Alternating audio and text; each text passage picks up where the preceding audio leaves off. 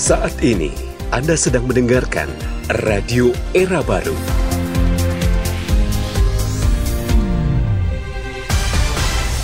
More green, more sustainable. Green Radio Line.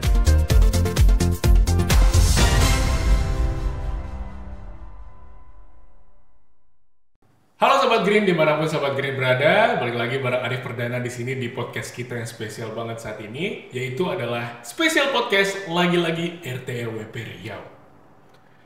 Dan di podcast kali ini podcast yang spesial banget, karena beberapa waktu lalu, Jikalah Hari mendesak Dewan Perwakilan Rakyat Daerah DPRD Riau transparan dalam penyusunan dan pembahasan draft rancangan peraturan daerah aturan perda tentang rencana tata ruang wilayah RT/RW Provinsi Riau tahun 2024 hingga 2044. Dan pada tanggal 2 Mei 2024, DPRD Riau telah melakukan rapat paripurna mengenai penyampaian rekomendasi Badan Pembentukan Peraturan Daerah atau Bappeperda untuk melanjutkan penyusunan Ranperda RT/RW Riau. Dan persoalan tata ruang wilayah ini erat banget kaitannya dengan batas tanah wilayah ruang kelola masyarakat. Dan tentunya untuk menemani itu, saya punya narasumber yang luar biasa. Yang pertama dari Dr. Ida Budiati, SHMA, selaku Komisioner KPU RI 2012 hingga 2017. Lalu ada Bang Made Ali SH, sebagai koordinator dari Jikalah Hari. Dan juga Bang Okto Yugo dari Jikalah Hari. Ya, jadi kita langsung mulai pertanyaannya. Bukan pertanyaan sih, tapi kita ngobrol-ngobrol aja nih. Halo, abang-abang kakak semuanya. Halo. Ya, jadi di acara yang menarik ini di siang hari ini, saya pengen nanya sedikit nih. Kalau kita mulai dulu dari Bang Okto nih, kira-kira dari Jikalah Hari ini apa nih yang lagi disoroti tentang RT/RWP tahun 2024 atau sebelumnya nih? Oke, pertama terima kasih ya. Pertama terima kasih Bang Arif sudah ngundang dan menyediakan waktu untuk kita ngobrol-ngobrol tentang RT/RW dan banyak tema nanti ya.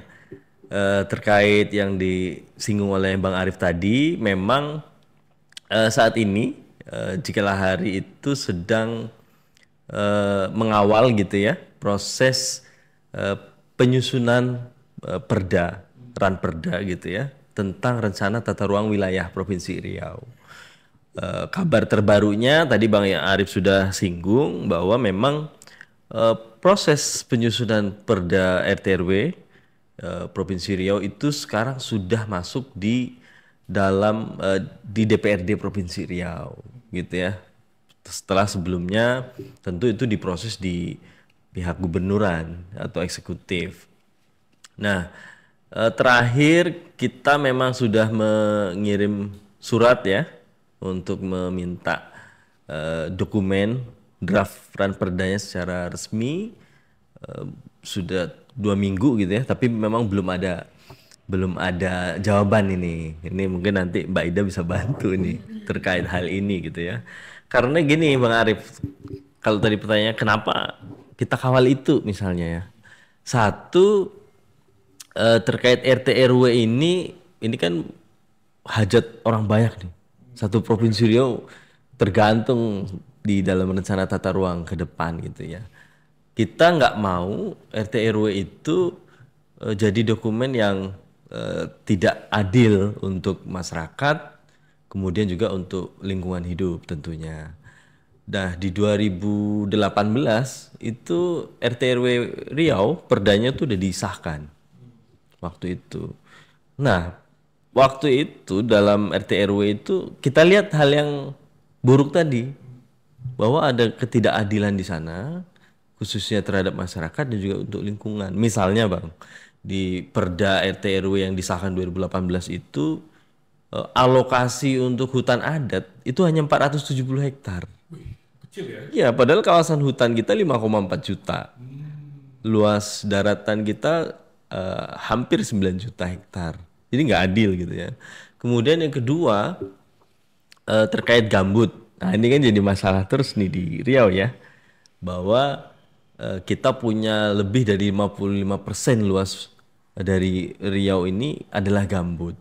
Tapi dari luas yang hampir 5 juta hektar itu, di dalam Perda RT RW disebut eksplisit itu hanya 25.000 hektar. Hanya 0,4% Mbak Ida. Setengah persen ini nggak ada gitu ya. Itu yang kemudian kita gugat. Juga termasuk ada keberpihakan dengan untuk perusahaan sawit ya di dalam perda itu, di mana di dalam RT RW itu sudah dialokasikan kawasan hutan untuk perkebunan sawit lewat yang namanya outline atau dulu disebut holding zone gitu. Nah, dari beberapa hal tadi kita sudah gugat ke Mahkamah Agung, Bang Arief, dan kemudian itu dikabulkan. Itu juga lah yang menjadi dasar sebenarnya kenapa RT RW ini kemudian disusun ulang gitu ya. Sebenarnya awalnya direvisi, tapi karena ada kemajuan tentang Undang-Undang Cipta Kerja, kemudian Pemprov itu memilih untuk merevisi atau menyusun ulang gitu ya. Nah itu jadi Pak, karena ketidakadilan terhadap masyarakat dan lingkungan, makanya kita gugat dan kita dimenangkan oleh Mahkamah Agung.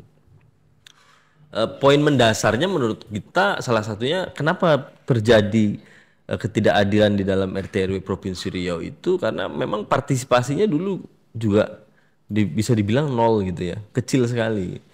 Nah kita nggak mau gitu ya proses yang sekarang itu mengulang lagi, percuma saja ya, kita nggak menghormati putusan MA juga gitu ya kalau itu diulangi lagi. Oleh sebab itu kita mendorong betul untuk proses yang sekarang lebih transparan seperti yang tadi Bang Arief sudah singgung. Itu Bang Arief, kenapa jadi penting ya, kenapa kita ngawal RT RW itu. Dan jadi kalau kita tengok ke belakang nih, karena kan ada peristiwa ya, kayak peristiwa korupsi yang penyusunan RT RW Riau tahun 2013 sama 2037 kan. Betul. Jangan sampai keulang lagi nih. Ada salah satu mantan gubernur Riau yang terpidana ya, kasus korupsi ya waktu itu ya. Di OTT KPK gara-gara ada suap fungsi kawasan hutan jadi bukan kawasan hutan di Riau ya. Ya, nah ini penting nih karena ada update juga yang cukup melukai ya sebenarnya. Jadi ini satu hal tadi kan tentang keadilan ke masyarakat dan juga lingkungan hidup ya. Yang kedua juga kenapa penting kita hari ini juga ngobrolin tentang partisipasi bermakna itu, salah satunya untuk mencegah korupsi sebenarnya. Kalau dia udah nggak transparan, ya itu kejadian dulu di 2014 sebenarnya kan, tentang ada orang-orang nyusup nitip-nitip usulan kebun sawit dalam kawasan hutan, kemudian diputihkan lewat RT RW ini, dan itu di OTT oleh KPK. Nah, kasus itu kan dulu di 2014 OTT, kemudian mantan dulu gubernur Riau Anas Makmun itu dihukum 7 tahun penjara tuh. Kemudian ada Gulat Manurung, dia seorang dosen sebenarnya di Unri, dia dihukum 3 tahun karena pelaku suap. Kemudian ada satu orang pengusaha dan dia juga seorang politikus di daerah ya, di provinsi juga dihukum. Nah itu udah berjalan lama dari proses sidangnya Anas Makmun kemudian Gulat Manurung sampai selesai dan divonis itu gitu ya.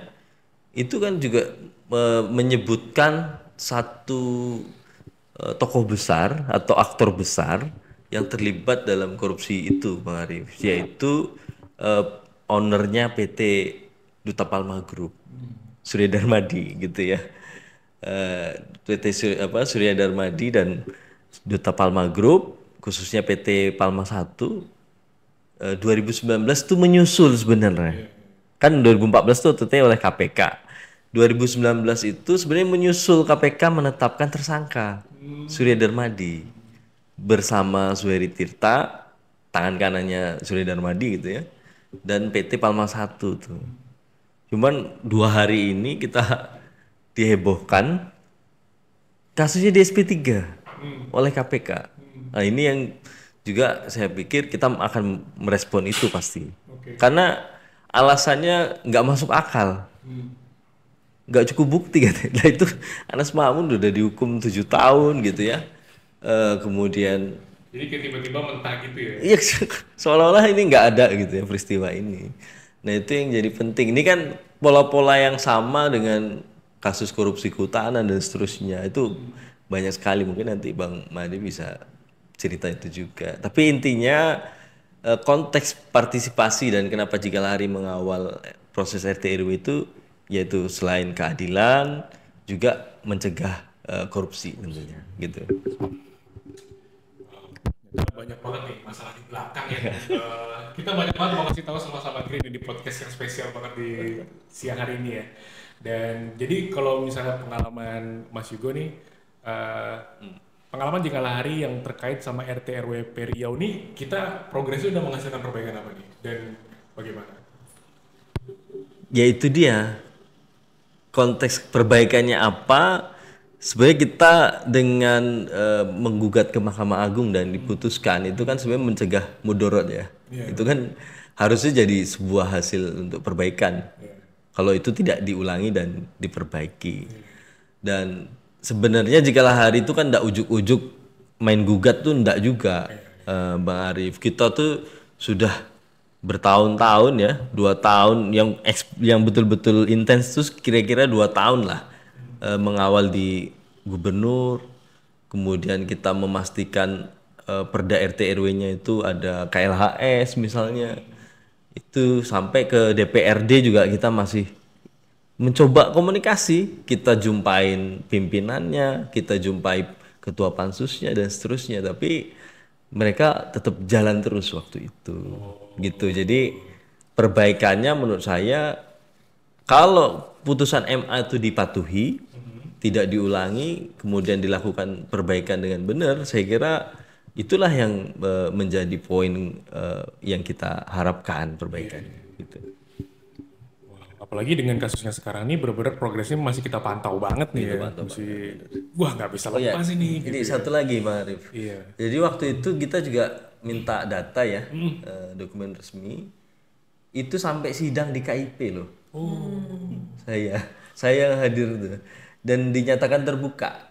Jadi dokumen Ranperda ini RT RW itu dinyatakan oleh KIP Provinsi Riau sebagai dokumen terbuka. Oke. Itu di Transparan dong harusnya. 2017. Ya harusnya surat sekarang ini harusnya nggak perlu lama-lama, harusnya dia udah kasih itu Ranperda. Wow. Ini bakal jadi apa ya, perjalanan yang seru nih ke depannya ya. Iya, artinya kita tuh udah secara regulasi, secara aturan tuh udah kita tempuh semua Mbak Ida terkait Jika Lari mengawal RT RW ini. Gitu sih Pak Arif ya. Saya kira. Luar biasa. Kalau saya mau nanya nih sama Bang Made dulu nih. Nah, ini gimana nih partisipasi publik nih, kita bakal ngobrol tentang partisipasi publik nih kan. Dan tentang partisipasi publik ini kalau sudut pandang Bang Made gimana jika kemudian Jika Lari ini nanti mengkritisi RT RWP karena memicu korupsi sumber daya alam, itu mungkin bagaimana tuh penjelasannya? Ya, thank you. Mas Arif. Nyambung dari Bung Okto ya. 22 tahun Jika Lari. 22 tahun Jika Lari itu kan selalu yang salah satu yang jadi perjuangan besar, salah satu perjuangannya itu kan akses dokumen publik ya. Nah, misalnya meminta dokumen AMDAL, perizinan, meminta dokumen sektor HTI misalnya izin usaha pemanfaatan hasil hutan, sektor perkebunan sawit misalnya IUP, ILOK dan seterusnya, lalu izin HGU gitu ya. Hak guna usaha untuk perkebunan sawit dari 2002 sejak Jika Lari berdiri sampai 2004, dari mulai rezimnya Megawati, SBY sampai Jokowi sekarang itu ya. Ini dokumen yang paling susah didapat Mbak Ina.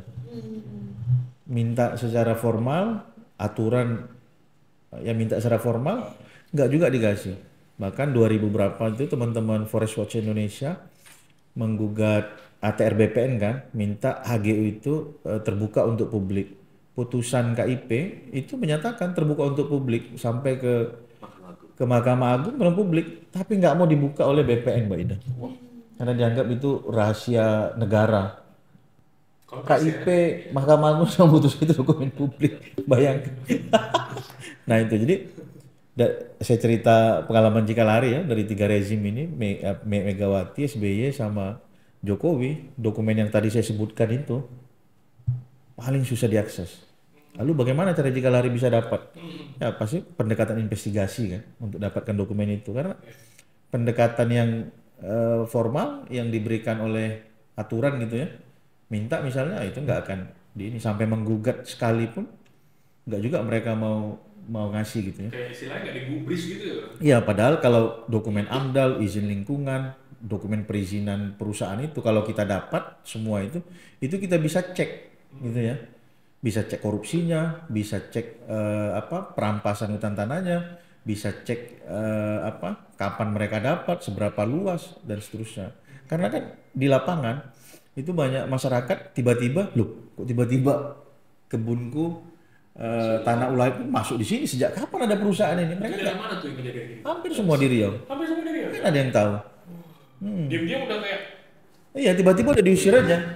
Toto udah diusir aja warga sekitar ya, udah Kami tempatan sudah itu. punya izin. Padahal aturan di undang-undang sumber daya alam ya, undang lingkungan hidup, kehutanan, terutama di undang-undang ini loh, undang lingkungan hidup itu kan ada pasal menyebut dalam setiap perencanaan maupun penetapan sebuah kebijakan tentang lingkungan hidup, proses perizinan semua gitu ya, pembangunan kehutanan itu wajib melibatkan publik, bahasa wajib malah harus dilibatkan, tapi tidak pernah di 22 tahun sekarang nggak pernah, masyarakat nggak tahu, tiba-tiba udah diusir aja, tiba-tiba dia mau nanam apa gitu ya di kebunnya udah diusir dan mereka nggak pernah tahu, nggak pernah dilibatkan,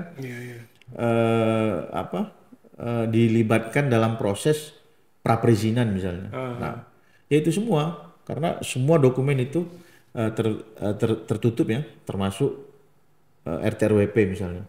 Di RT/RWP itu kita bisa tahu tuh yang Okto sebutkan tadi. Nah, pengalaman kita dalam korupsi kehutanan misalnya kenapa dokumen izinnya itu, dokumen perizinannya itu ditutup-tutupi, ya karena memang ada korupsi di situ kan, terbukti tidak transparan, tertutup, ada korupsinya. Jika Lahar itu bisa dapat semua izin perusahaan HTI itu melalui investigasi semua. Bukan melalui senyap dia dapat. Senyap dapat. Kalau itu kan memang dibolehkan kan. Nggak bisa secara formal ya, dengan pendekatan non formal, investigasi dan seterusnya. Dokumen itu kita dapat. Lalu termasuklah Pak pengalaman yang terakhir, kasus OTT KPK terhadap Bupati ini tuh ya, Bupati Kuansing kan. Itu kan harusnya ternyata 2 tahun sebelum HGU-nya berakhir itu sudah diproses perizinannya. Nah ini kan harusnya terbuka ke publik.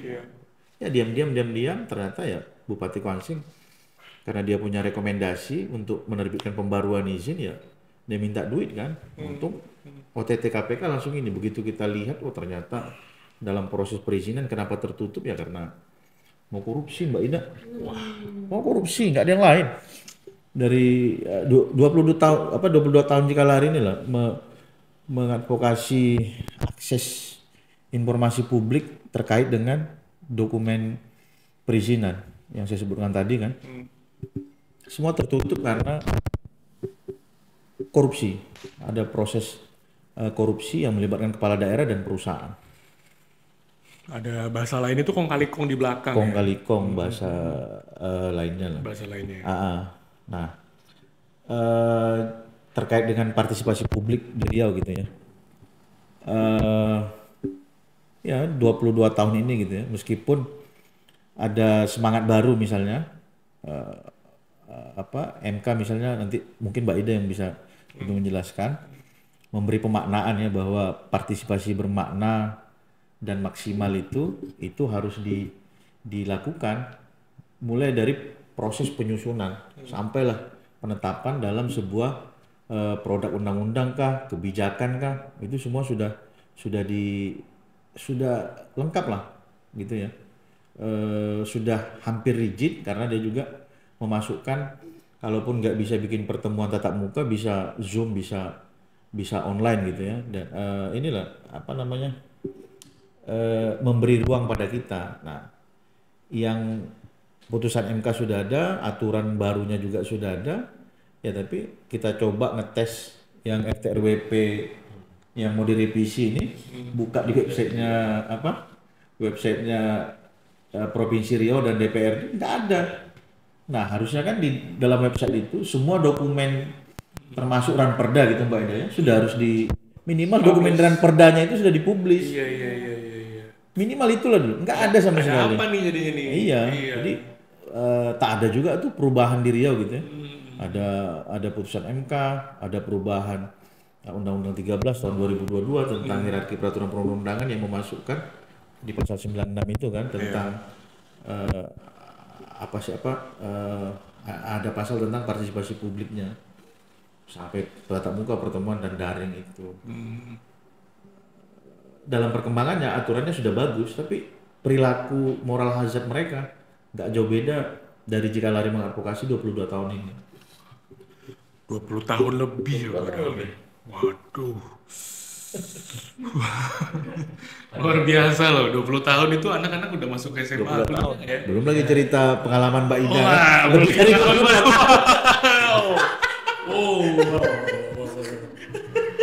Wow.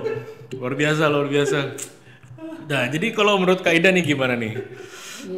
Terutama untuk gimana sih masyarakat partisipasinya yang diharapkan, dan mungkin dari sudut pandangnya Kak Ida nih ada cerita-cerita apa nih yang mau diceritain buat kita nih Sobat Green nih? Ya, terima kasih, ini forum yang sangat keren menurut saya ya, bagian dari pendidikan politik kepada masyarakat, menjelaskan bagaimana sebetulnya kita mempraktekkan ya di dalam sistem kehidupan bernegara ya, yang dituangkan di dalam konstitusi, bahwa sistem politik kita adalah sistem politik demokrasi, dan konsekuensinya dalam sistem demokrasi itu prasyaratnya salah satunya itu adalah partisipasi publik. Iya. Dan bagaimana membuka ruang partisipasi masyarakat, ada kewajiban bagi negara itu untuk memfasilitasinya dengan memberikan akses data dan informasi. Dan itu jelas termaktub ya di dalam konstitusi kita, Undang-Undang Dasar 1945. Itu bagian dari hak asasi manusia dan menjadi salah satu hak dasar warga negara untuk berpartisipasi dalam pemerintahan, untuk bisa berpartisipasi dalam pemerintahan dalam peran apapun ya. Berpartisipasi dalam pemerintahan itu tidak selalu dibayangkan menjadi pejabat negara, tetapi sebagai masyarakat sipil, kemudian membangun dialektika dengan para penyelenggara negara, itu juga bagian dari partisipasi. Nah, bagaimana membangun partisipasi masyarakat? Kewajiban negara lah untuk memberikan akses data informasi. Nah, bagi penyelenggara negara yang melalaikan kewajibannya atau melanggar kewajiban hukumnya, menurut konstitusi juga itu bisa diminta akuntabilitasnya, pertanggungjawabannya melalui mekanisme hukum. Tadi yang disampaikan oleh Mas Okto, bahwa negara membentuk lembaga independen, Komisi Informasi Publik.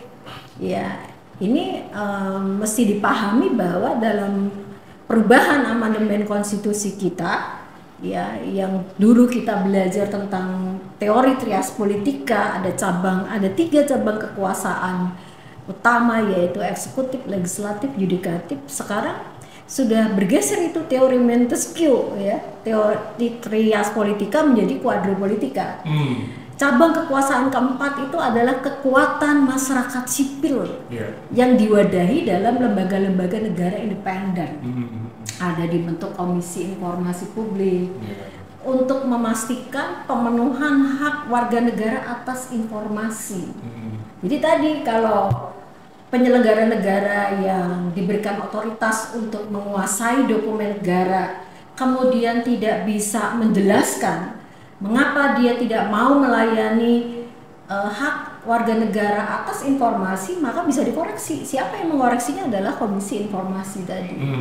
Jadi Komisi Informasi itu merepresentasikan masyarakat sipil untuk melakukan check and balance terhadap cabang-cabang kekuasaan negara yang utama, yaitu cabang kekuasaan eksekutif. Ini kan di wilayah eksekutif ini kan ya, yang diberikan otoritas untuk melakukan pelayanan publik. Nah, kemudian yang kedua terhadap sengketa antara negara dengan warga negara. Selain dari dimensi hukum administrasi melalui lembaga Komisi Informasi Publik juga atas produk-produk peraturan perundang-undangan yang dibentuk tidak memenuhi syarat formil dan juga bermasalah dari aspek muatan materialnya, warga negara juga diberikan legal standing untuk meminta akuntabilitas dari para penyelenggara negara ini yang diberikan kekuasaan ya berupa instrumen hukum untuk membuat peraturan perundang-undangan apabila dalam menyusun peraturan perundang-undangan tidak patuh terhadap undang-undang tentang tata cara pembentukan peraturan perundang-undangan yang mensyaratkan adanya transparansi, keterbukaan gitu ya, dan memberikan ruang partisipasi masyarakat untuk terlibat dalam proses pengambilan keputusan. Jadi sekali lagi kembali kepada ini apa sih partisipasi masyarakat, bagaimana penjelasan aspek sosiologis dan filosofisnya, ya itu tadi bahwa kita ini sudah bersepakat hidup dalam NKRI dengan sistem politik demokrasi. Dan itu konsekuensinya gitu ya. Nah, sebagai penyelenggara negara ini harus sadar konstitusi. Harus patuh terhadap konstitusi, itu bagian dari konsepsi negara hukum. Semua harus tunduk pada hukum. Hukum yang mana? Hukum itu ya peraturan perundang-undangan karena kita menganut civil law kan. Ya. Nah, dalam konteks pelaksanaan kewenangan dari para pembuat peraturan perundang-undangan dalam ini di tingkat daerah yang menjadi kewenangan dari eksekutif dan legislatif, kepala daerah bersama-sama dengan DPRD di tingkat provinsi atau di tingkat kabupaten kota. Menurut peraturan undang-undang yang mengatur tentang pembentukan peraturan perundang-undangan yang sudah diakselerasi sesuai dengan putusan Mahkamah Konstitusi, pemaknaan terhadap partisipasi yang substantif tadi, maka ada persyaratan untuk membentuk suatu peraturan perundang-undangan itu yang disebut dengan mining participation dalam putusan Mahkamah Konstitusi itu adalah warga negara itu pertama ya, dia diberikan hak untuk terlibat di dalam pembentukan peraturan perundang-undangan, didengar. Dia punya hak untuk didengar. Kedua, punya hak untuk dipertimbangkan suara dari pemilik kedaulatan. Karena sejatinya ini kan yang berdaulat ini adalah warga negara gitu ya. Jangan dibolak-balik, negara ini ada karena ada individu yang berkendak. Kita ini individu-individu yang berkendak, ada organisasi negara. Apalagi kita negara demokratis ya. Ya kan. Kuasa di tangan rakyat. Bahwa rakyat ada karena negara, enggak begitu. Iya kan? Kemudian kita memilih wakil-wakil. Wakil-wakil ini bekerja untuk mensejahterakan rakyat. Dia tidak harus tunduk pada rakyat. Bukan sebaliknya, kita harus tunduk pada. Nah, kalau sudah ada regulasinya ya oke, semua tunduk pada aturan. Nah, kembali ke mining participation itu adalah yang pertama, dia punya hak untuk didengar. Kemudian yang kedua, negara dalam hal ini ada penyelenggaranya itu punya kewajiban untuk mempertimbangkan. Nggak cuma didengar, setelah itu ya lewat aja, nggak begitu. Menurut putusan MK ya harus dipertimbangkan suaranya rakyat itu, gitu ya. Apalagi ada undang-undangnya. Ada kemudian yang kedua setelah mempertimbangkan adalah apakah suaranya diakomodir atau tidak diakomodir, maka pejabat negara itu wajib menurut putusan MK untuk mempertanggungjawabkan dengan cara memberikan penjelasan atau menjawab pertanyaan. Jadi kalau penyelenggara negara itu nggak punya kesadaran untuk memberikan penjelasan bahwa ini proses sudah kita lampaui loh, rakyat sudah kita libatkan, ini kelompok 1, kelompok 2, kelompok 3, karena kan dalam pembentukan peraturan perundang-undangan itu ada banyak kepentingan, ya kan? Kelompok 1, kelompok 2, kelompok 3 semua sudah kita dengar. Hasil akhir adalah A, B, C, D. Kenapa? Ya dia harus jelaskan gitu. Kalau penyelenggara nggak punya kesadaran untuk secara kolektif untuk menjelaskan kepada rakyatnya, maka rakyat diberikan hak untuk bertanya. Kemarin Anda ini undang-undang kita, apa hasilnya? Gitu. Dan dia menurut hukum harus menjawab pertanyaan dari rakyat yang diwakilinya. Gitu. Nah, kemudian putusan Mahkamah Konstitusi ini yang disebut dengan mining participation, jadi partisipasi yang bermakna itu kemudian diderivasi dalam undang-undang tentang pembentukan peraturan perundang-undangan yang semula itu hanya dituangkan dalam satu pasal saja, bahwa dalam proses pembentukan perundang-undangan wajib melibatkan partisipasi. Nah, karena partisipasi ini kemudian di dalam implementasinya hanya sekedar menggugurkan syarat formal.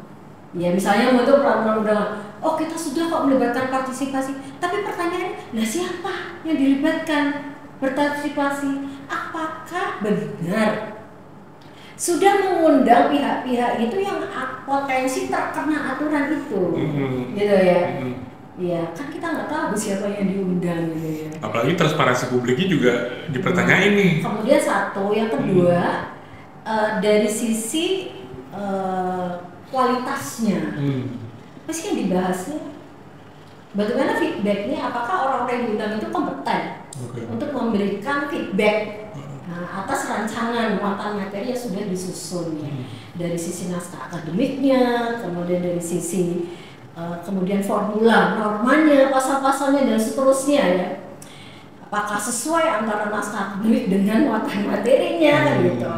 Nah itu kan butuh orang-orang yang kompeten di bidangnya, ada akademisi gitu ya, ada ahli hukumnya, ada ahli ilmu sosialnya gitu ya, ada kemudian masyarakat yang potensi akan terkena pada peraturan itu gitu ya. Nah kemudian dikoreksi oleh MK kemudian memberikan panduan tentang mining participation itu ada 3 syarat utama partisipasi yang kemudian diatur lebih teknis lagi, lebih detail lagi di dalam undang-undang tadi. Bahwa yang pertama di dalam undang-undang yang sekarang perubahan kedua ya, undang-undang tentang pembentukan peraturan perundang-undangan itu, kalau undang-undang nomor 13 tahun 2022 ya, itu menyebutkan bahwa penyelenggara negara yang diberikan otoritas untuk membuat peraturan perundang-undangan ini harus mempublish tentang rancangan peraturan perundang-undangan yang akan dibahas. Jadi nanti sebentar lagi nih kita punya pemerintahan baru kan, hasil pemilu kan. Masa tugas jabatan mereka 5 tahun. Selama 5 tahun itu mereka mau ngapain? Aturan apa saja yang mau dibuat, ya. Kemudian dalam rencana kerja 5 tahun di breakdown dalam masa kerja 1 tahunan, yang disebut dengan kalau di nasional itu prolegnas, program legislasi nasional. Itu sudah harus jelas dipublish dalam websitenya mereka itu. Ada kewajiban itu. Demikian juga diturunnya di daerah, karena pemerintah daerah dalam ini eksekutif legislatif, gubernur, DPRD, provinsi, bupati, wali kota dengan DPRD, kabupaten kotanya itu harus mempublish kepada masyarakat masa tugas mereka 5 tahun, udah janji-janji dengan visi misi dan segala macam. Itu kemudian harus diderivasi ya dalam kebijakannya. Nah, kemudian selain itu, selain mempublish rancangan kerja mereka selama 5 tahun dan 1 tahunan, kemudian pada saat pembahasan rancangan sebuah peraturan, mereka itu harus mengundang masyarakat untuk didengar aspirasinya, gitu ya. Secara daring, bisa juga secara luring, gitu ya, dalam berbagai forum, gitu ya. Nah, kemudian setelah pembahasan dengan masyarakat itu juga mereka punya kewajiban untuk mempertimbangkan tadi ya. Tindak lanjutnya seperti apa dari hasil uji publik. Jadi yang disebut dengan tadi ya, mengundang aspirasi itu dalam forum uji publik. Nah, kemudian setelah uji publik, tadi di dalam undang-undang ini menurut saya agak tricky ya undang-undang ini. Karena di undang-undang ini tadi yang syarat ketiga yang dikatakan MK itu wajib menjelaskan. Di dalam apa yang terjadi di undang-undang pembentukan peraturan perundang-undangan itu disebut dengan kata dapat.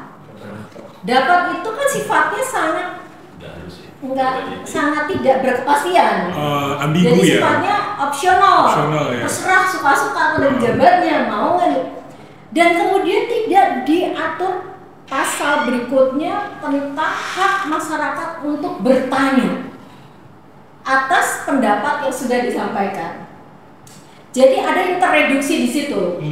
Jadi masyarakat kalau nggak baca putusan MK, ya akan berhenti di situ. Ya udah kemarin kan kita udah diundang, kita udah berpendapat, oh berarti sudah terbuka dong. Kita sudah sudah kata orang Jawa diuwongke, maksudnya kita diletakkan sebagai objek, ya kan? Diletakkan sebagai subjek, maaf.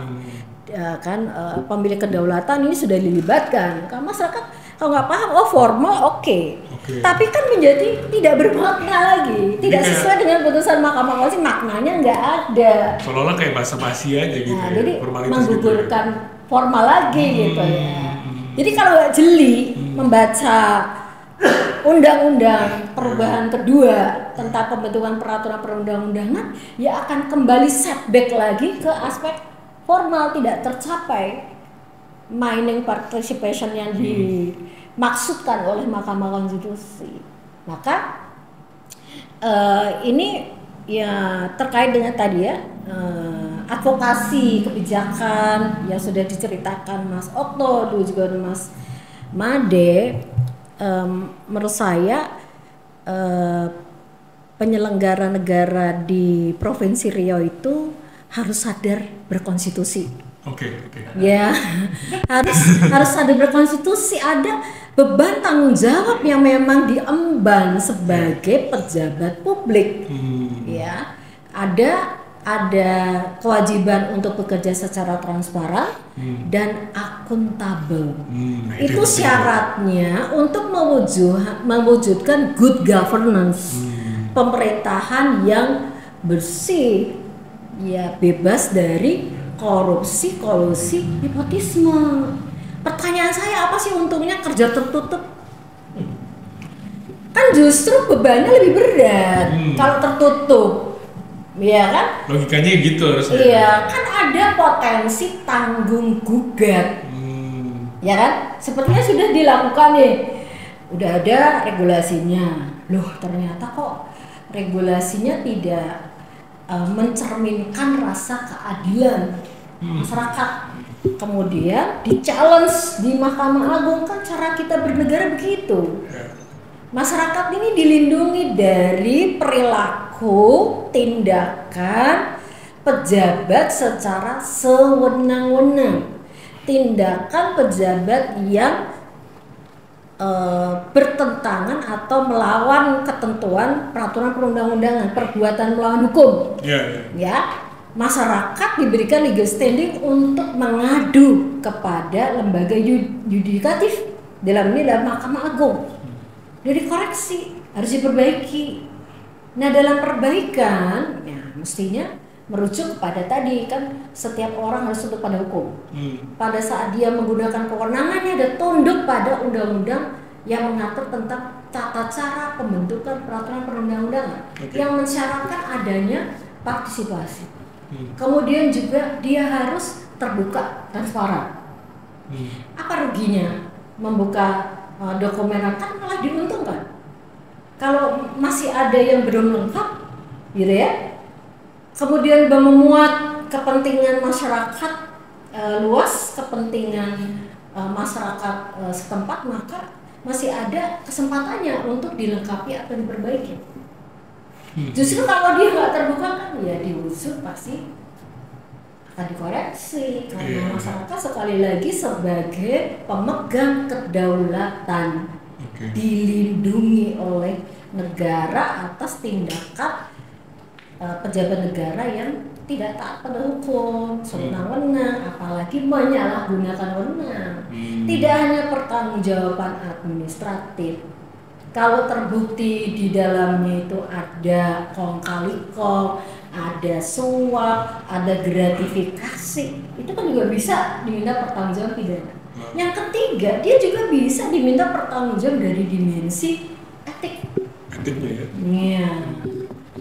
Ya kan, kalau DPR kerja sendiri, meninggalkan orang yang diwakili, ya kan, dia bisa diminta pertanggungjawaban melalui mekanisme mahkamah kehormatan dewan, ya kan.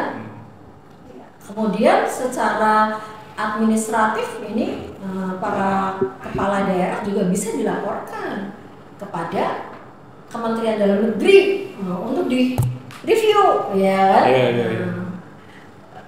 kebijakan yang dilakukan. Atau melalui peradilan semu, kuasi peradilan melalui Ombudsman Republik Indonesia, ya kan, yang memastikan kualitas pelayanan publik. Jadi ini harus diapresiasi nih, Riau tuh punya Mas Madi, punya Mas Putu gitu ya, yang menjalankan fungsi check and balance, ya, kontrol sosial. Jadi dalam teori hukum bernegara itu kan ada 3 kekuatan besar di dalam sistem bernegara. Yang pertama adalah negara itu sendiri, dalam pengertian adalah para pejabat negara, para penyelenggara negara, wakil-wakil rakyat. Yang kedua adalah pelaku usaha, market, pasar, dan yang ketiga adalah masyarakat sipil. Masyarakat sipil. Ya, dalam pembentukan peraturan perundang-undangan itu kan secara teoritik itu adalah pertarungan kepentingan. Ya, tidak selalu masyarakat itu menang gitu ya dalam pertarungan kepentingan itu. Tetapi yang harus dipastikan itu adalah dibuka ruang partisipasinya. Gitu ya. Harus dibuka ruang. Dan ini kalau kita tengok sejarah, ini sejarah lama sekali gitu ya. Dengan lahirnya Magna Carta, ya kan? Waktu itu kan Magna Carta itu lahir atas sebuah gerakan sosial, bahwa masyarakat itu menolak kebijakan pajak, tapi bukan soal pajaknya, tapi sebetulnya dibalik itu adalah soal ruang partisipasinya yang tidak dibuka. Di raja sebagai pembuat aturan, raja sebagai pelaksana aturan, sekaligus dia eksekutornya kalau ada konflik. Ya ini kan yang dikoreksi. Lahir tadi Magna Carta tadi ya, soal ruang partisipasi. Jadi sekali lagi ya, hidup bernegara itu ya berkonstitusi. Harus berkonstitusi. Karena dalam setiap sumpah jabatan para penyelenggara negara itu kan dia akan tunduk pada peraturan perundang-undangan, bekerja tunduk pada aturan, tidak untuk atas nama pribadi atau golongan, kan itu. Nah kalau tertutup, sebetulnya dia siapa sih yang mau ya kan, yang ditutupi ini siapa gitu? Kepentingan siapa? Iya. Bekerja untuk kepentingan siapa? Ada udang di balik bakwannya, ini siapa nih? Jadi nanti lulus saja lah. Menurut saya itu justru akan meringankan beban resiko tanggung gugat. Bekerjalah secara transparan. Apalagi kita sebentar lagi kan nih bakal berganti kepemimpinan nih ya dari era Jokowi dan kedepannya Prabowo nih. Nah, jadi untuk Mas Yugo, buat Kak Ida sama Mbak Made, kira-kira nih harapan kedepannya gimana nih? Karena ini pasti ada perubahan juga dong. Pasti di depan ada entah mungkin ada yang sama yang sebelumnya, atau mungkin ada perubahan yang lebih baik, atau mungkin ke arah yang gimana nih menurut Mas Yugo sama Mas Ade sama ini. Siapa dulu? Boleh Mas Yugo dulu. Iya. Kan keniscayaan ya, udah terpilih gitu ya, Iya. dan ditetapkan oleh KPU, tentu dilantik nanti. Iya. Dua hal kalau dari saya ya. Pertama terkait personnya ya, orangnya. Kemudian yang kedua terkait dengan perangkat-perangkat yang sudah ada, terkait dengan undang-undang misalnya.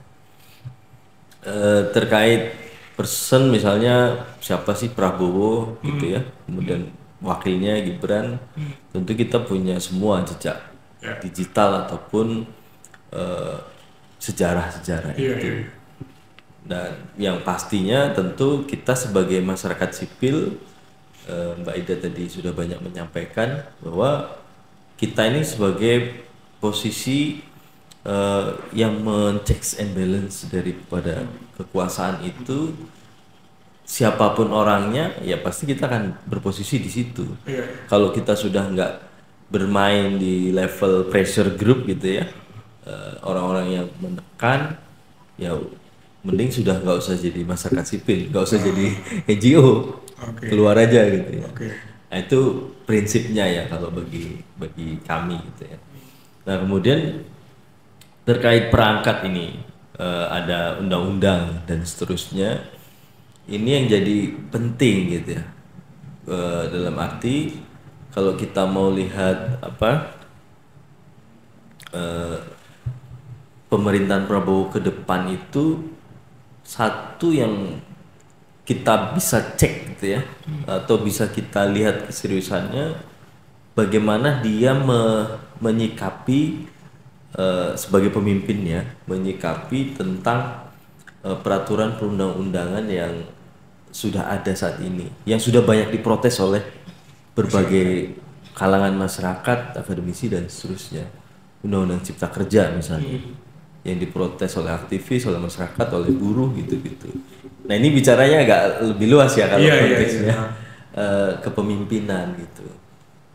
Nah itu konteks pemerintahan ke depan, artinya ya kita, kalau saya pribadi juga harus semakin menyiapkan diri untuk menjalankan fungsi-fungsi yang tadi Mbak Ida sebut sebagai masyarakat sipil. Nah terus tadi mungkin menyambung juga tentang yang disampaikan Mbak Ida, itu kan sangat lengkap sebenarnya dan baik ya Mbak ya. Putusan MK itu sebenarnya maksudnya dan tujuannya itu baik sekali. Apakah, ini muncul pertanyaan, sebenarnya para wakil kita, pemimpin kita itu tidak ngerti atau tidak mau ngerti gitu ya? Karena sudah sebegitu gitu ya. Tapi seringkali dia tidak menjalankan. Dan satu lagi ya, terkait partisipasi, terkait proses yang jikalau hari lakukan ya, konteks RT RW itu, sebenarnya ada satu yang penting lagi Mbak Ida. Misalnya dalam Undang-Undang Tata Ruang dulu ya, Undang-Undang 26 tahun 2007, kemudian bahkan eksplisit itu menyebut harus ada PP, waktu itu ada PP tentang yang mengatur tata cara partisipasi masyarakat dalam penyusunan tata ruang. Itu ada, dan itu juga jadi alat advokasi kita waktu itu. Dan yang paling eksplisit juga disebut dalam Undang-Undang Tata Ruang itu, yang nggak dilakukan dulu itu Mbak, adalah harus mendengar gitu ya, harus mengambil pendapat ataupun melibatkan masyarakat terdampak. Nah ini yang jadi kata kunci menurut kita waktu 2016 sampai 2018. Siapa masyarakat paling terdampak?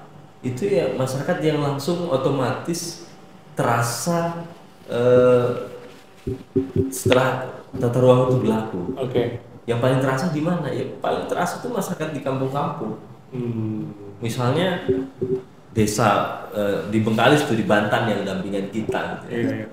Dia itu langsung terdampak ketika tata ruang itu dijalankan karena kebunnya itu otomatis langsung jadi kawasan hutan dengan fungsi hutan produksi untuk hutan tanaman industri lagi.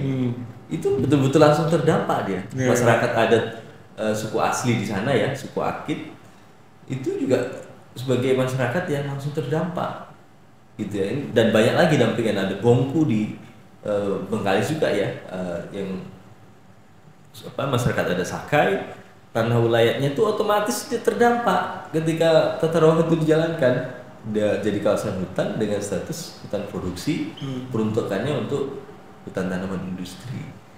Dan itu catatan kita tidak pernah dilakukan oleh DPRD dan Gubernur di 2018. Dan saat ini juga sampai di sekarang yang sudah masuk di DPRD provinsi itu juga belum dilakukan. Padahal itu eksplisit disebut harus melibatkan masyarakat yang terdampak. Wow. Ini benar-benar butuh perbaikan banget ya ke depannya, masuk tuh ya. Wah, jadi kalau menurut Mas Made gimana? Sama ya, kayaknya nggak juga ada perubahan. Ini 5 tahun Prabowo, 27 tahun jika lari gitu ya. Ya saya kira nggak akan ada perubahan juga. Misalnya kalau kita lihat misalnya ya misal makan siang gratis lalu berubah jadi ini gitu ya. Tidak ada penjelasan kenapa itu berubah. Lalu ketika Prabowo juga jadi Menteri Pertahanan, ada beberapa banyak isu muncul waktu itu kan, pengadaan apa gitu.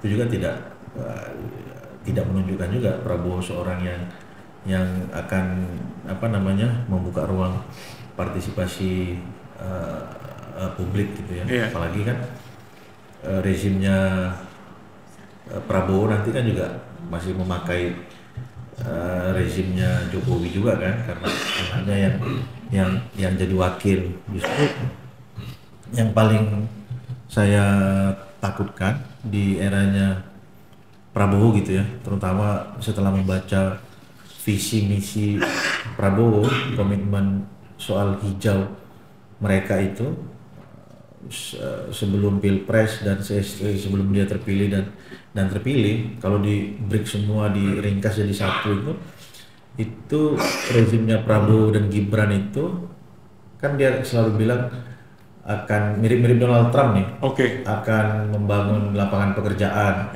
karena ekonomi kita makin sulit kan, ditambah lagi situasi utang membengkak, peninggalan Jokowi dan PHK, prediksi banyak pihak tahun depan itu kan banyak-banyak, maka jadi nyambung apa yang akan diinginkan Prabowo, membuka lapangan pekerjaan. Dari sisi mana lapangan pekerjaan bisa cepat ada? Dari sektor sumber daya alam, ya, dari sektor sumber daya alam. Kalau di dokumennya visi misi Prabowo itu kan hilir kok ya, industri hilir, hilirisasi, nikel, tambang, bio yang sawit itu tuh, biofuel untuk sawit semua. Kalau hilir dihidupkan lagi, maka sumber hilir ini kan dari hulu semua, hulu gitu semua ya, akan buka-bukaan lahan lagi, akan menerabas hutan alam tersisa lagi. Kalau kita ringkas dari visi misi hijaunya itu oleh rezim Prabowo misalnya ya, kita buka dulu lapangan pekerjaan, mau merusak lingkungan kah, mau merusak hutan, mau merusak sumber daya alam, ada pekerjaan, setelah rusak baru kita perbaiki. Nah kalau sudah model begitu ininya ya, pendekatan Prabowo ya mustahil akan ada menegakkan partisipasi publik, meaningful participation tadi itu, atau secara bermakna itu fenomena itu mulai kelihatan dari dokumen maupun omongan-omongannya Prabowo ya, belum lagi track recordnya seorang Prabowo yang punya beban masa lalu dari sisi pelanggaran HAM dan seterusnya. Tambah lagi memang basic militeran dia kan. Yang di militer tuh mana ada yang terbuka-buka, tertutup semua di bawah. Saya kira itu. Oh, jadi ada indikasi nih ke depan ini kayaknya gimana ya? Kalau menurut Kak ini gimana nih? Iya, suatu keniscayaan ya di dalam sistem bernegara ini, para wakil rakyat itu tidak bisa jalan sendiri. Oke. Sebaliknya, masyarakat sipil juga tidak bisa jalan sendiri. Secara teoretik itu selalu ada dialektika antara wakil-wakil rakyat dan juga pemegang kedaulatan rakyat. Nah, partisipasi masyarakat itu tidak berhenti di hari voting day bulan Februari, 14 Februari yang lalu. Setelah pemilu, ya masyarakat terus berpartisipasi menjalankan perannya sebagai penyeimbang tadi, ya kan, sebagai penyeimbang untuk memastikan tadi ya bahwa program yang ditawarkan pada saat pemilu itu diimplementasikan untuk kesejahteraan banyak orang, gitu kan. Jadi itu poin penting ya di dalam sistem bernegara kita. Dan sekali lagi partisipasi masyarakat itu bisa dibangun dengan membuka ruang akses data informasinya, dan penyelenggara negaranya itu bekerja secara transparan ya, secara terbuka. Nah, kemudian bisa terbangun partisipasinya. Kalau tidak ada tidak ada inputnya, ya maka susah untuk diharapkan ada feedbacknya. Oke. Jadi masyarakat ini akan memberikan feedback kalau dia diberikan atau dibuka ruang akses informasinya. Yang ini juga jelas ini dijamin dalam konstitusi gitu. Ya, kemudian bagaimana menjamin bahwa hak dasar warga negara itu dipenuhi, maka ada pengawasnya. Itu siapa? Ya Komisi Informasi tadi. Ya. Jadi dari aspek tata kelola pemerintahan, negara kita itu sudah mengalami kemajuan yang sangat luar biasa. Wah, itu Ya, ada satu sangat hal luar positif biasa. juga ya. Nah, memang ada gap, masih ada gap antara kemajuan regulasi dengan kesadaran hukum masyarakatnya. Oke. Masyarakat kita ini kan terlalu lama ya, 32 tahun loh. Iya, tidak diberikan akses informasi, tidak teredukasi. Tiba-tiba ada keran demokrasi. Buka. Ada apa nih? Kebebasan gitu ya. Nah, kemudian bagaimana mengekspresikan kebebasan kan harus tunduk pada prosedur-prosedur, aturan-aturan, prosedur-prosedur yang diatur dalam peraturan perundang-undangan. Masyarakat kita ini yang masih belum cukup pengetahuannya, literasinya itu belum cukup gitu ya untuk memainkan perannya itu sebagai penyeimbang tadi, sebagai penyeimbang tadi. Yang sekarang ini ya kan belum banyak, hanya Mas Okto, Mas Made ya, yang berapa 22 tahun. Iya, ini dan terus dia melakukan regenerasi gitu, dan harus diperbanyak lagi gitu ya. Kesadaran masyarakat sipil untuk tadi berperan serta berpartisipasi dalam pembangunan gitu kan. Salah satu program pemerintahan ke depan yaitu kan adalah pembangunan dari sisi sumber daya manusianya, pengelolaan sumber daya alamnya. Nah, ini bagaimana masyarakat itu berpartisipasi di dalam sebagai penyeimbang. Sekali lagi ada kekuatan besar negara kemudian pasar, dalam ini adalah pelaku usaha, dan juga kekuatan masyarakat sipil. Secara teori, kalau penguasa berkelindan dengan pelaku usaha, maka masyarakat sipil yang akan dirugikan. Jadi harus seimbang ini ya. Nah, 3 aktor ini harus bersama-sama berpartisipasi, karena pembangunan juga tidak mungkin dilakukan tanpa peran dari pelaku usaha. Gitu. Iya, betul.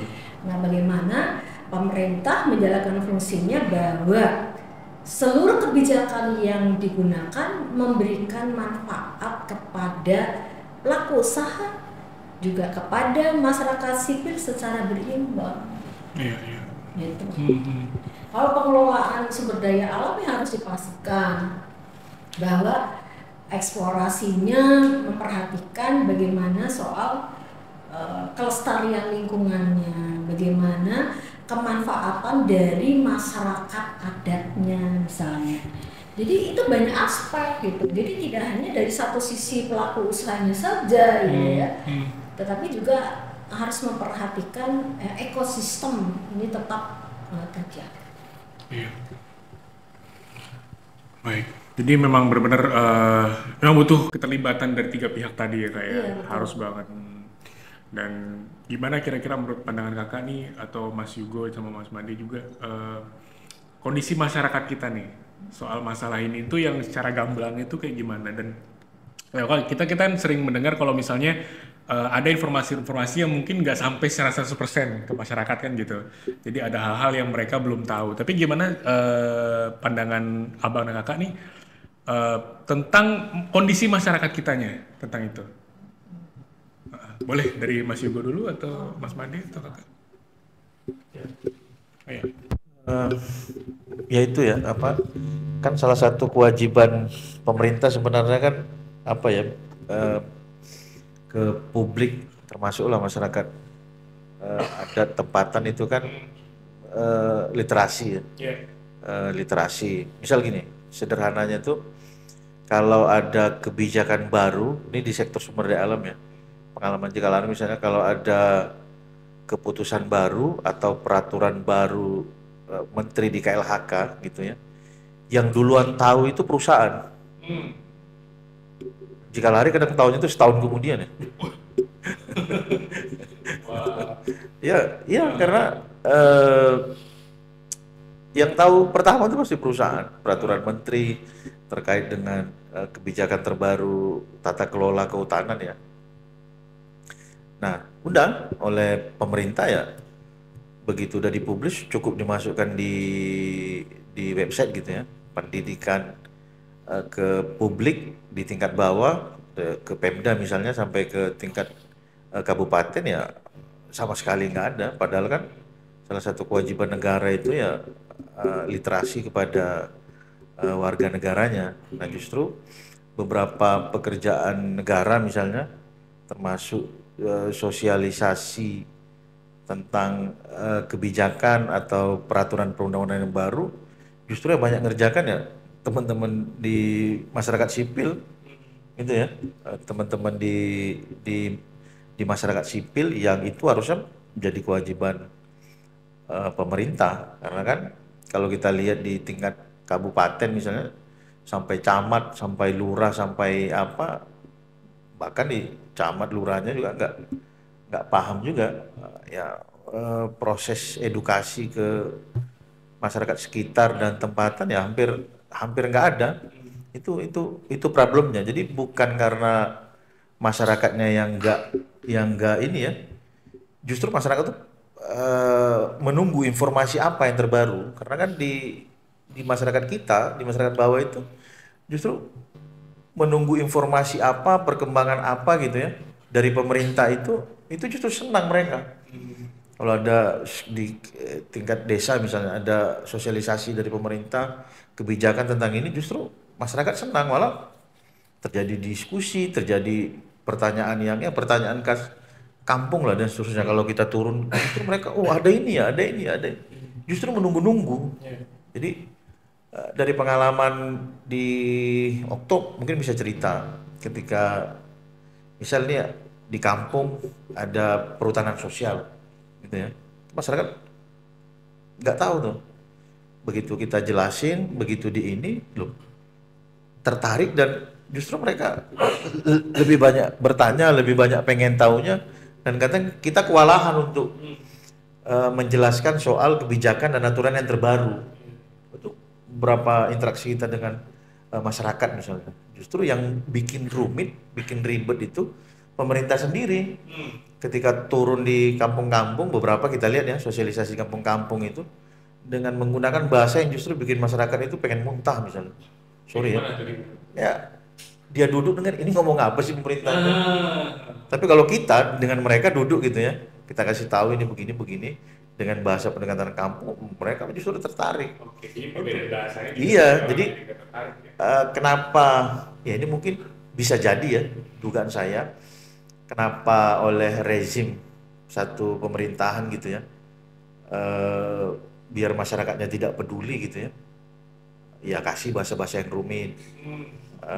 Jangan kasih ya kasih bahasa rumit bikin bingung mereka agar rezim ini tetap berkuasa. Padahal di masyarakat nggak begitu. Paling senang di masyarakat kampung itu kalau dapat sosialisasi, ada informasi terbaru tentang kebijakan di republik ini, itu mereka senang. Ketika tahu ada satu kebijakan baru, kadang itu yang didiskusikan terus kan di kampung itu. Itu sih. Saya nambahkan aja ya. Selain pemerintah itu kan tadi Mbak Ida jelas itu. Kita tuh sebenarnya sudah memilih wakil-wakil, Bang Arif kan? Wakil-wakil kita untuk ya, bernegara ini. Nah, kalau reses makan sayangnya itu tadi gitu ya. main domino. Dia tidak pernah lapor nih Mbak Ida. Mas DPRD-nya nggak pernah lapor. Padahal dia wakil ya. Oke. Misalnya gini, saya aja kalau diwakilin Bang Madi minta saya untuk wakilin di Kalahari untuk rapat sama Kadis LHK misalnya. Itu selesai saya rapat dengan Dinas LHK itu pasti saya lapor ke Bang Made kan. Menjelaskan oh ini tadi pembahasannya tentang ini akan melakukan tindak lanjut ini.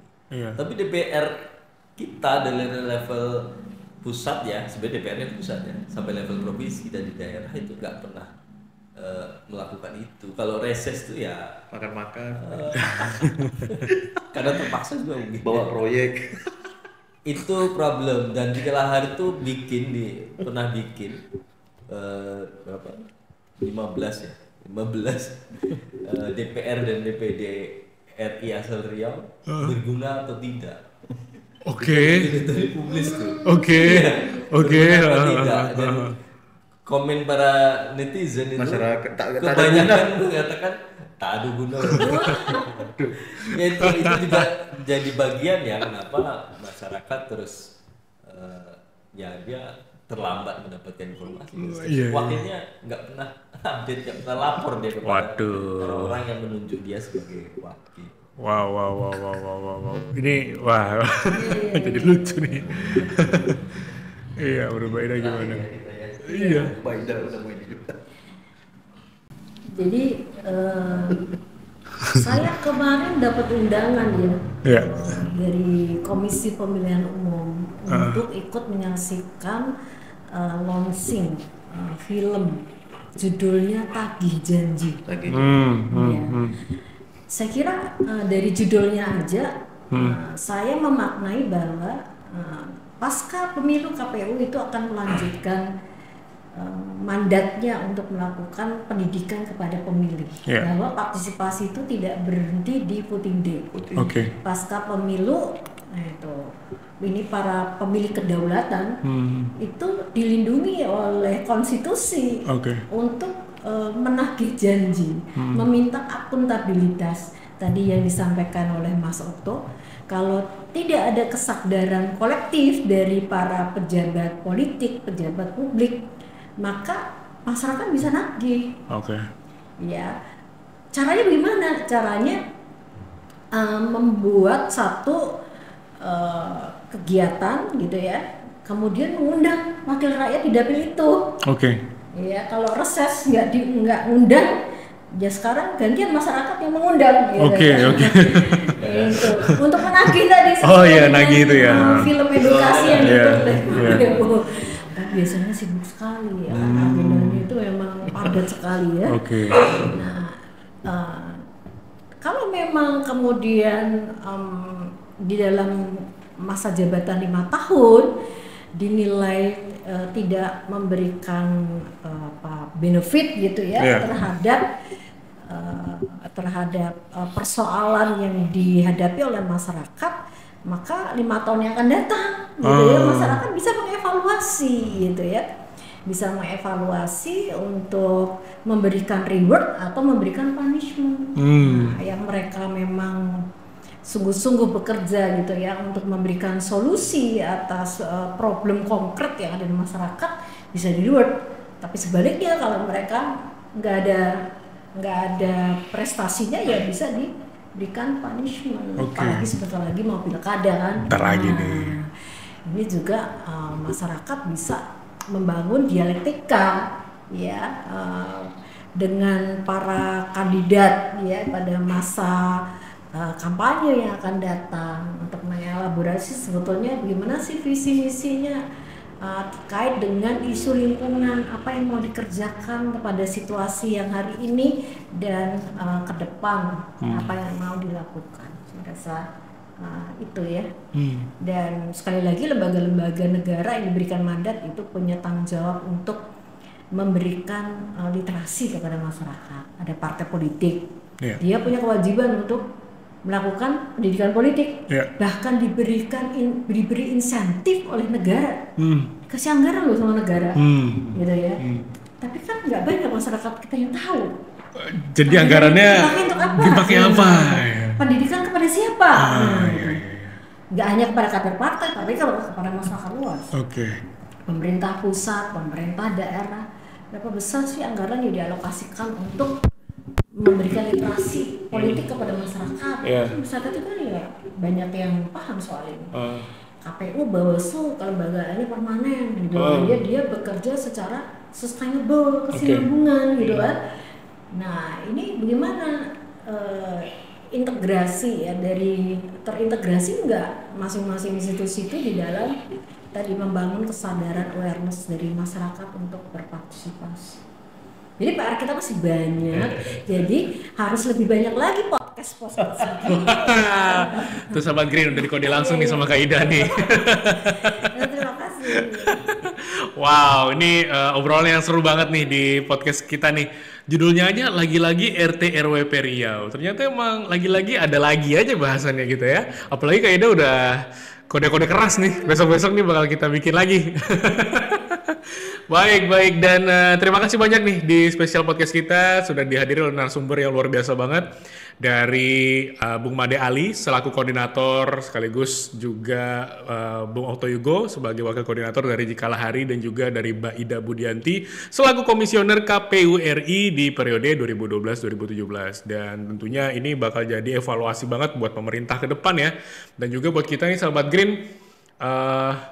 Siapapun yang menonton ini semoga kita semakin tercerahkan dan kita jadi makin melek informasi dan kita juga punya hak banget nih tentang informasi yang harus kita terima dari pemerintah juga pihak-pihak yang terkait ya.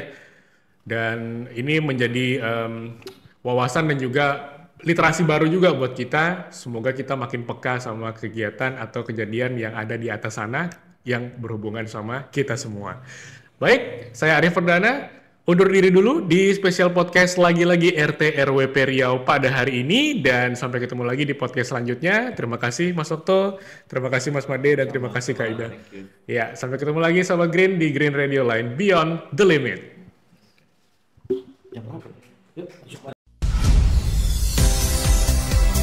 Saat ini Anda sedang mendengarkan Radio Era Baru.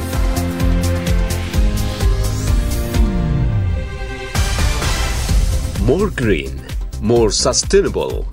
Green Radio Line.